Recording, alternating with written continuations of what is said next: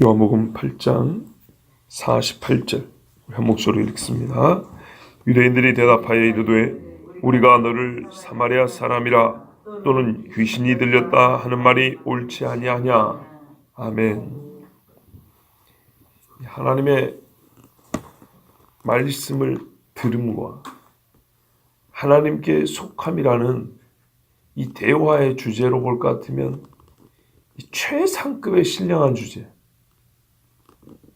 이 이야기를 가지고 대화하는 마당에 갑자기 튀어나온 예수님의 출신이라 또는 예수님의 어떤 영적 상태에 대한 유대인들의 말입니다. 한마디로 어이가 없는 겁니다. 어이가 없습니다. 지금 갑자기 뭐랄까요? 앞에 말씀을 안 듣고 이 말씀을 바로 접하니까 제 이야기가 무슨 말인가 이렇게 쉽게 안다 할 수 있는데요. 예수님과 이 유대인들의 대화 주제가 뭐냐면, 대주제는 하나님의 아들로서 예수님의 정체인데 그동안에 많은 이 공격을 했거든요. 근데 뭐 할 때마다 예수님 앞에 깨지기를 쓰고 오히려 자기들의 허물과 죄가 드러나고 있어요. 결국 어디까지 왔냐면, 어제는, 그러니까 오늘 본문으로 보면 어제 들은 말씀은 결론은 어떻게 나오냐면, 너희는 예수님이 직접 대놓고 너희는 마귀 새끼야 이렇게는 안 했지만 예수의 말씀의 결론을 따라가면 그렇게 나온 겁니다. 너희는 하나님께 속하지 않았다. 하나님 말씀 들을 줄 모르고 하나님 말씀 속이 없다. 결론은 너희는 마귀 자식이다라는 결론이 나온 겁니다. 그러면 뭐라고 대답을 해야 되냐면, 우리가 어째서 마귀 새끼냐? 왜 우리가 하나님께 속하지 않았다는 얘기냐? 내가 율법으로 평생 밥 먹고 사는 사람이야. 내가 율법을 10몇 살 때부터 달달 외우고 지금 이스라엘 사람들에게 가르치고 있는 사람인데 나에게 하나님의 말씀이 없다니, 내가 하나님께 속하지 않았다니, 이런 막 그러면서 분노하면서 예수님한테 이 주제를 갖고 따져야 되지 않겠습니까? 말씀 이해되시죠? 그런데 이 최상급의 신령한 주제를 가지고 서로 공방하고, 이 주제에 따른 대화 결론에 따라 나는 하나님의 자녀가 될 수도 있고 마귀 새끼가 될 수도 있는데, 갑자기 절벽이 뚝 끊기는 것처럼, 땅이 딱 끊겨서 절벽되는 것처럼 이 이야기를 듣고 화를 내고 예수님 앞에 이 주제를 가지고 공격을 하거나 반대를 해야 되는데, 갑자기 당신 사마리아 사람이잖아, 너 귀신 들렸다 하는 우리의 말 맞지? 이게 무슨 말이에요 도대체? 얼마나 어이없는 얘기냐고요. 이보다 덜 심각한 문제도 어째서 그런단 말이냐 막 그렇게 대들고 싸웠던 사람들이 이대로 가만히 입 다물고 있으면 마귀 새끼 될 판인데 왜 이 주제를 가지고 얘기 안 하고 갑자기 예수님 보고 너 사마리아 출신 이런 이야기를 왜 하냐 이 말이죠. 어이가 없죠. 야, 이렇게 보면 일단은 이 사람들은 정말 양심이 썩은 사람들이구나. 그리고 진짜 파고들어야 될 문제는 파고들지 않고 내버려야 될, 그냥 신경 쓰지 않아도 될 문제에 대해서는 끝까지 붙들고 있는 아주 정말 엉뚱하고, 미안하지만 모자라도 이렇게 모자랄 수 있을까? 이 영적으로 무지하다는 게 이 사람들이 갖고 있는 지식도 거의 쓸모없게 만들어버리는구나, 그런 생각이 들 정도입니다. 자, 이들의 말을 일단 한번 들어보죠. 우리가 너를 사마리아 사람이라 한다. 그럼 어째서 사마리아 사람이라고 부를 수 있습니까? 뭔 말을 하더라도 최소한의 증거가 있어야 될 거 아닙니까? 그렇죠? 왜 사마리아 사람이라고 부를 수 있죠?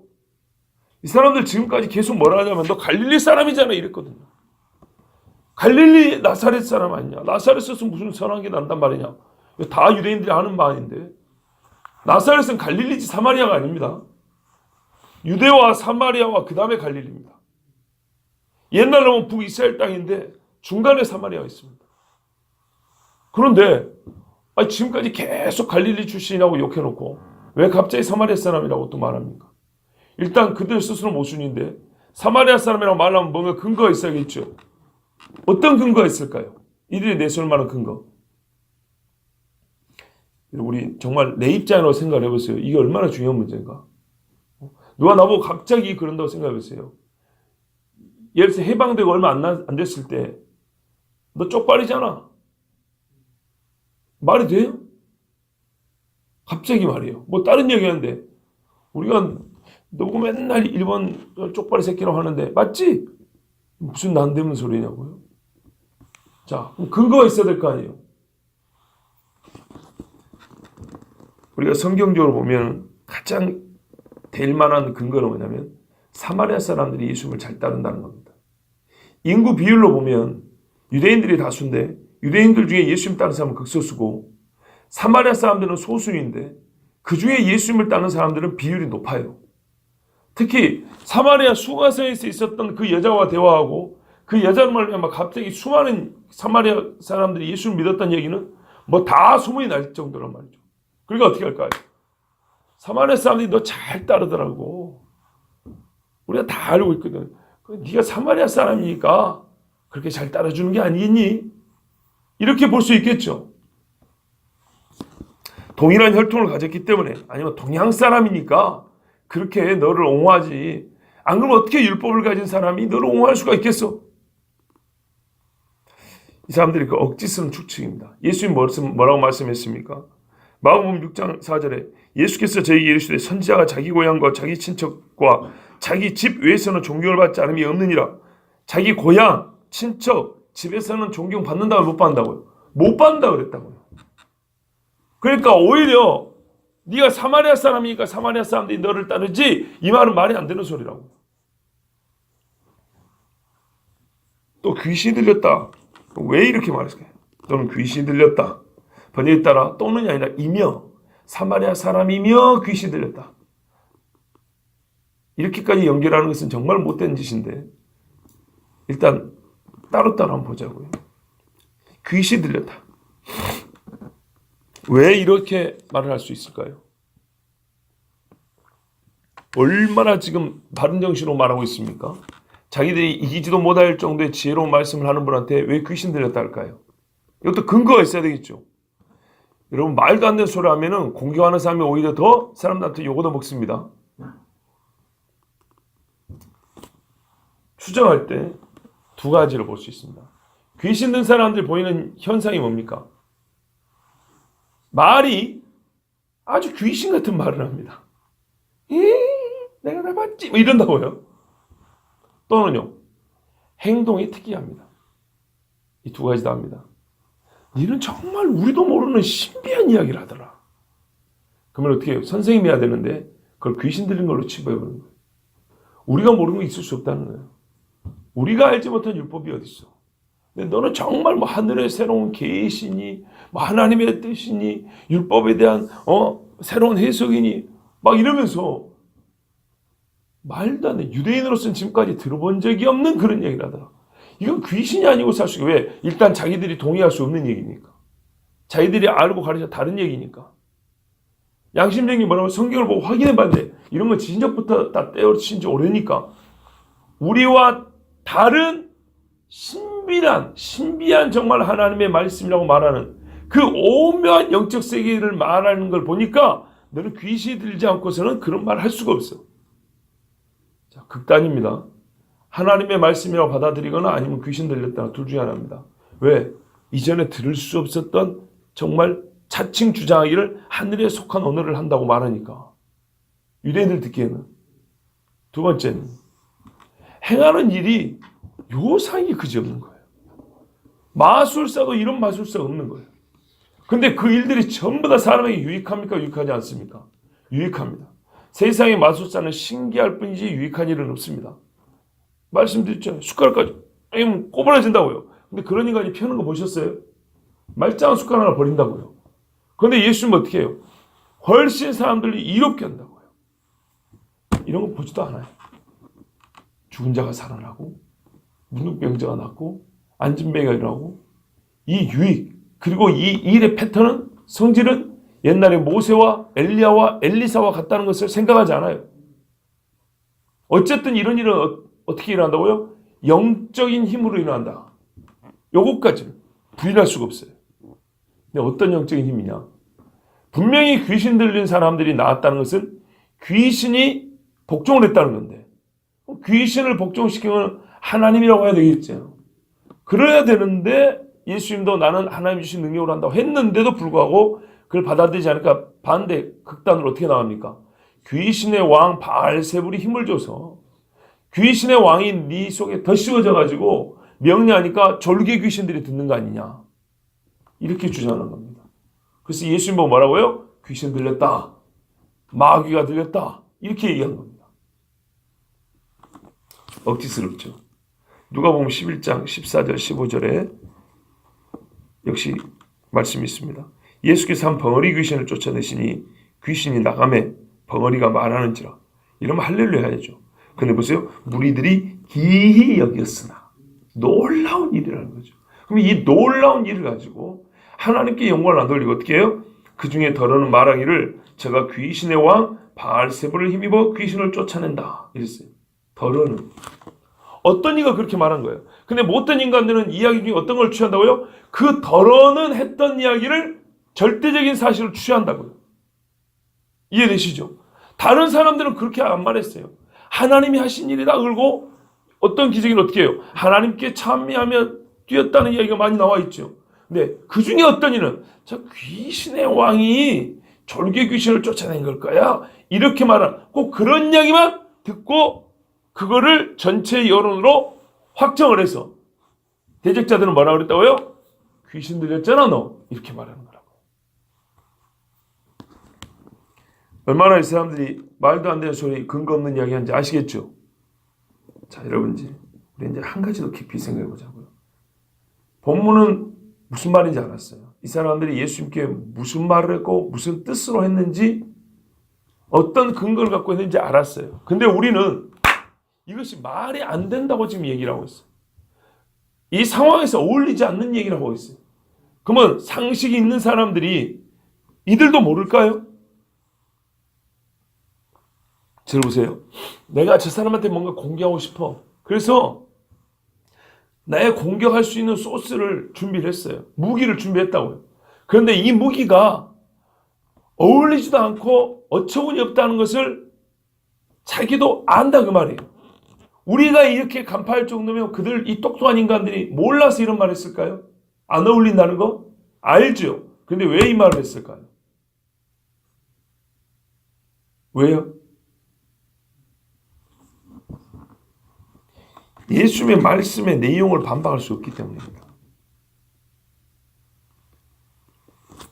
한번 들어보십시오. 예수님이 뭐라 하냐면 너희는 하나님의 말씀이 없는 자고 그래서 하나님께 속하지 아니하였다는 사실상 심판 선고가 내려진 것과 같습니다. 그러면 싸우려면 그 내용을 놓고 다퉈야죠. 왜 우리가 하나님 말씀이 없냐?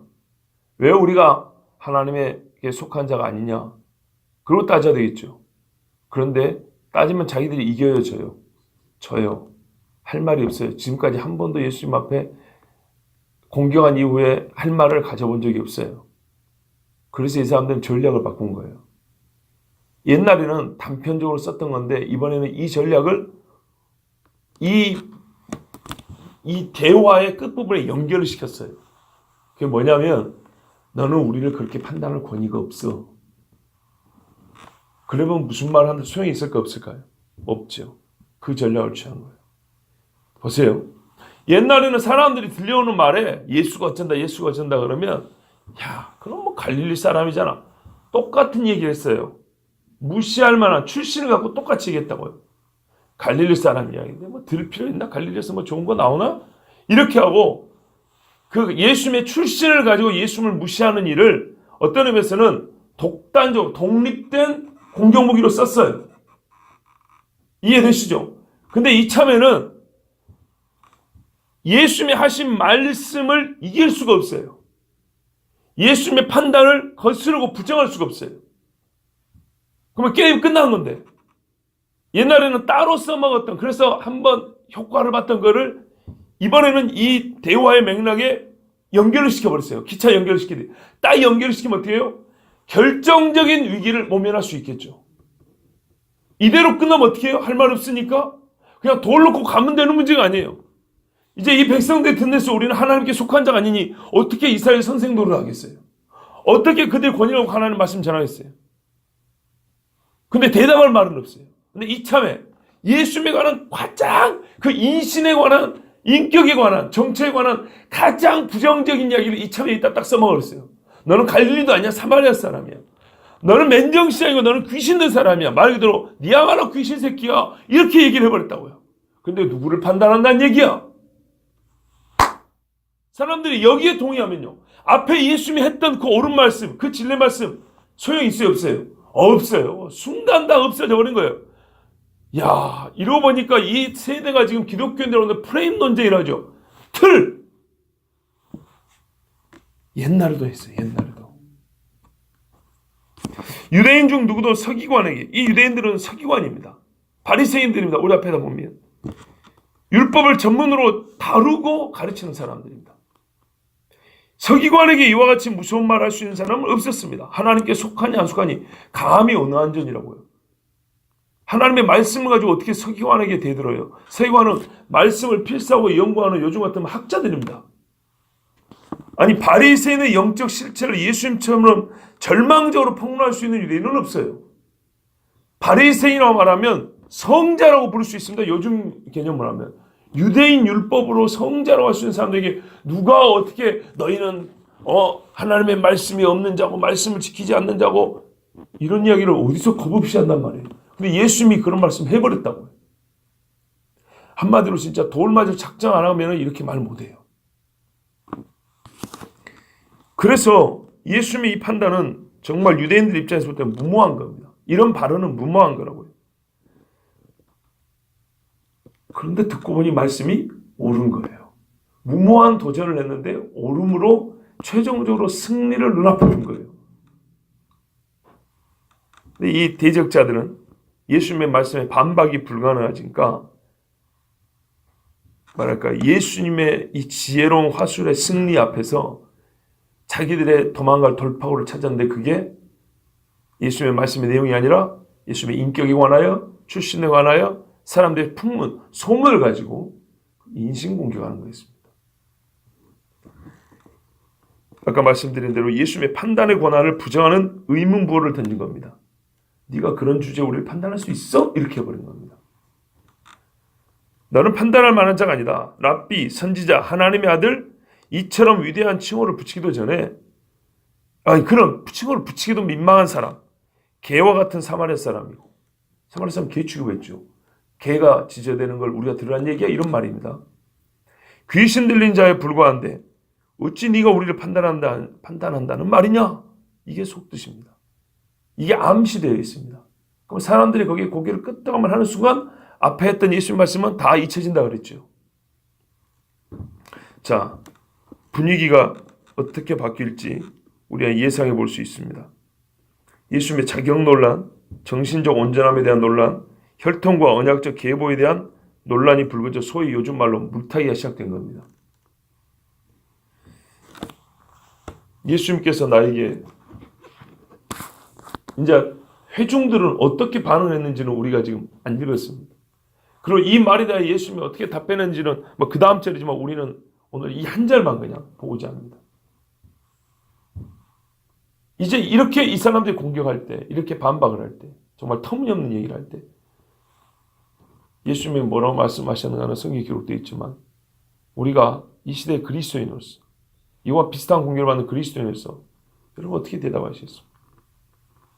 교회 안에서나 혹은 개인적인 삶의 어떤 관계에서, 사회적으로, 국가적으로 교회가 예수님을 따르는 사람들은 예수님과 같은 핍박, 같은 류의 핍박을 받거든요.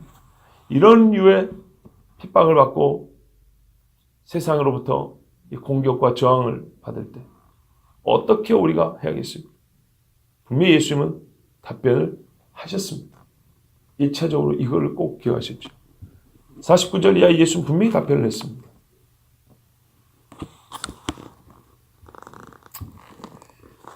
그런데요,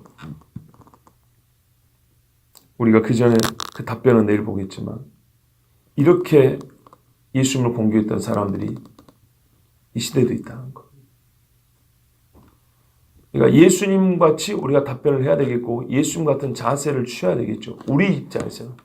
그건 이제 내일 보겠는데 오늘은 예수님을 이렇게라도 무너뜨리고자 하는 공격을 하는 이 세상 사람들, 끝까지 말도 안 되는 논리를 가지고 억지로라도 예수님을 잡고자 하는 유대인들과 같이 어느 시대건 예수를 믿는 그의 제자들에도 똑같이 이와 같이 우겨싸고 잡고 죽이려고 한다는 것입니다. 이것이 바로 우리가 싸워야 될 영적 전쟁입니다. 영적 전쟁은 매우 추상적이고 어떤 뭐랄까요? 육체 정욕을 쫓는 유혹을 어떻게 이길까를 1차적으로 생각하지만 그보다 조금 더 좀 수준 있는 영적 전쟁은 바로 이런 겁니다. 정체성 논란. 우리의 상태에 대하여. 보세요. 오순절 성령이 충만했을 때도 뭐라 그랬습니까? 그들 입에서 하나님의 말씀이 나오고 기적이 일어나잖아요. 그런데 어떤 이는 우리 하나님의 큰 일을 듣는도다 말했고 어떤 이는 그 놀라운 기적들을 보고 하나님께 영광을 돌렸는데 어떤 이는 예수님의 기적을 보고 더러는 귀신 들렸다는 것처럼 더러는 뭐라 했어요? 술 취했다 그랬다고요. 똑같은 패턴이고 똑같은 역사는 반복이 됩니다. 오늘날 기독교인만큼 착한 사람, 죄의 지금 그렇게 항상 말씀드려요. 우리가 죄를 안 짓고 몸이 되는데 그러지 못할 때 우리가 틈을 주는 게 문제라고요. 틈을 한번 주면 딱 물고 확 들어온다고요. 뱀새끼는 요만한 구멍이더라도 이렇게 큰 놈이 들어가요. 구멍 하나 생기면. 구멍을 준 건 우리 잘못이에요. 분명히. 교회가 죄가 없냐? 있어요. 너무 많아요. 그러니까 문제라고요. 죄가 있으니까 그걸 파고든다고요. 그 허물을 빌미로 준 거는 분명히 교회가 잘못해요. 그래 회개해야 돼 반드시. 그런데요. 이 세상은 그 작은 구멍을 가지고 세상에 있는 어떤 조직보다 그래도 교회가 나은데도 불구하고 파고들어서 먹어버리려고 그래요. 정말 교회에게만 적용되는 특별법이 많아요. 너무. 이렇게 말도 안 되는 걸 가지고 막 싸우는 거예요. 보십시오. 예수님이 틀린 말씀을 해서가 아니라 항상 옳은 말씀을 했습니다. 그럼 항상 옳은 말씀은 항상 옳은 대답을, 응답을 하는 자가 복이 있겠지만 이 세상은 죄인들은 양심이 썩어 있어. 알지도 못하고 또는 양심이 말하지만 그 양심을 억누르는 죄의 본성이 있어. 로마서 말씀대로 육체에 또 다른 법이 있어. 예수님이 주시는 정확하고 옳으며 사실에 입각한 하나님의 말씀과 주의 뜻을 거부합니다. 예수님이 하신 말씀은 전부 다 사실에 입각한 겁니다. 그러나 이 사람들은 뭐냐면 잘 보세요. 자기들의 견해입니다. 보세요. 우리가 너보고 하는 말이 있어. 너 사마리아 사람이다. 근거는 없어요. 근데 우리가 하는 말이에요. 그러니까 우리 진영에서 하는 말이 있어. 그러면 너는 그런 거야. 우리는 뭐라고 하냐면 교회 다니는 사람들은 적폐라고 생각해. 그러면 그런 거야. 교회 다니는 인간들은 예수 믿는 인간들은 사회의 악이라고 생각해. 그럼 그런 거야. 우리가 보기에는 너 귀신 들렸다고 생각해. 그런 거야.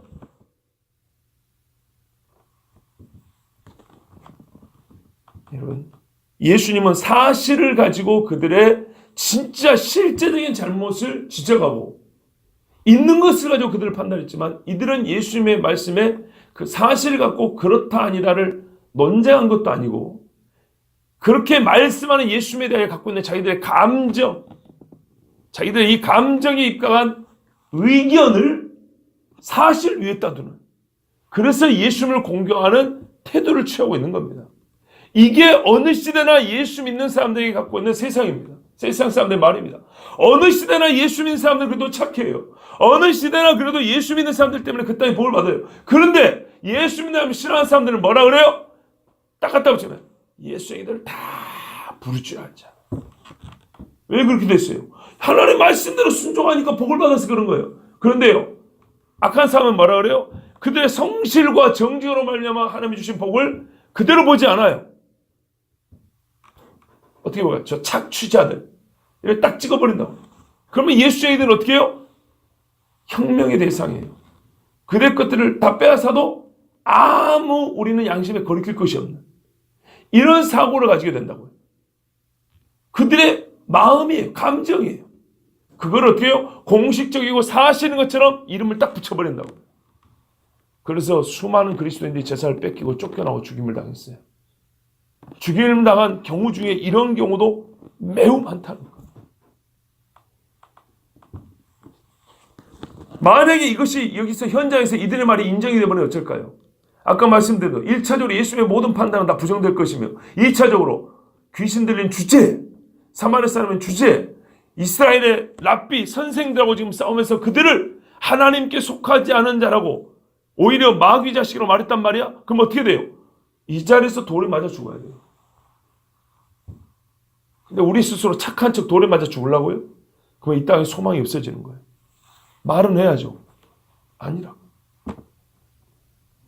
의견을 가지고요? 감정을 가지고요? 아니요. 진실을 가지고 사실을 가지고.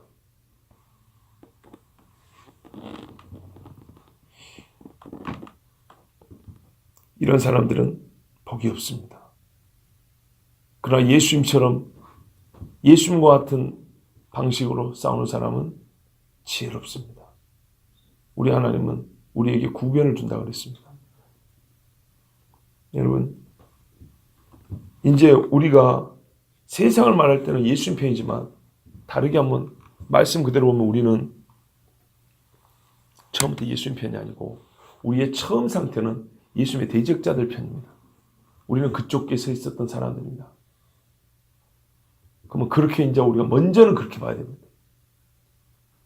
즉 예수님께서 나한테 내가 한 행실, 내가 한 말을 가지고 네게 하나님의 말씀이 있느냐, 네가 하나님께 속한 자가 맞느냐고 물어보시면 내가 보기에는 아니다고 하면은 여러분 어떻게 해야 될 것 같습니까? 예수 당신은 그냥 사람이잖아. 그냥 유대인들이 믿는 저기 중동 종교의 신일 뿐이잖아. 이러면 돼요, 안 돼요? 안 된다고요. 예수님이 나를 보고 너는 죄인이다. 너는 하나님의 말씀을 몰랐던 자다. 너는 조상 대대로 지옥에 떨어질지만 하고 온 사람이다. 그럼 뭐라 그래야 돼요? 맞습니다. 그래야죠. 네 속에는 음탕하고 악하고 교만한 것들이 가득하도다. 맞습니다, 주님. 네가 내 말을 듣고 따라와야 네가 구원을 받는다. 아멘, 그래야죠.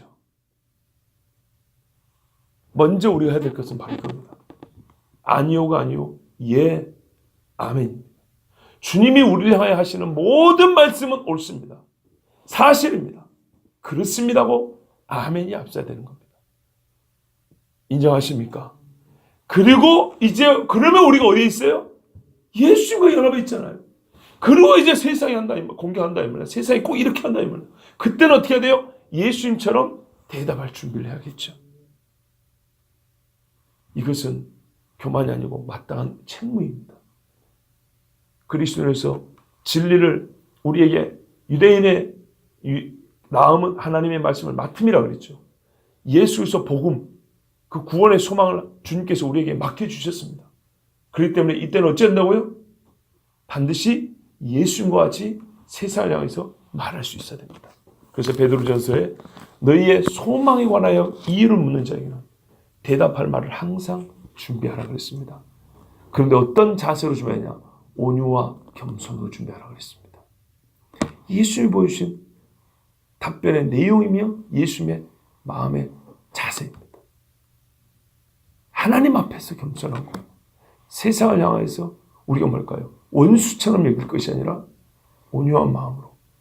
이거는 실제로 모세도 보여줬던 이야기입니다. 그렇게 우리가 영적 전쟁을 수행해 나갑니다. 먼저는 뭐 하라고요? 주님이 나주신 모든 말씀에 맞습니다. 아멘입니다. 그리고 세상이 예수님과 연합되어 있는 교회를, 예수 그리스도를 이렇게 말도 안 되는 이야기로 공격을 하면 어떻게 하라고요? 예수님 같은 자세로 예수님처럼 대응하는 겁니다. 진리는 진리대로 말하되 그 내용을 불쌍히 여기며 말하고 하나님께서 우리에게 주신 이 책무를 성실히 감당하는 것입니다. 이를 위하여 먼저 우리는 기도하고 준비하겠습니다. 하나님께서 우리와 함께 하십니다. 기도하겠습니다. 하나님 아버지 감사합니다. 오늘도 우리를 사랑해 주시고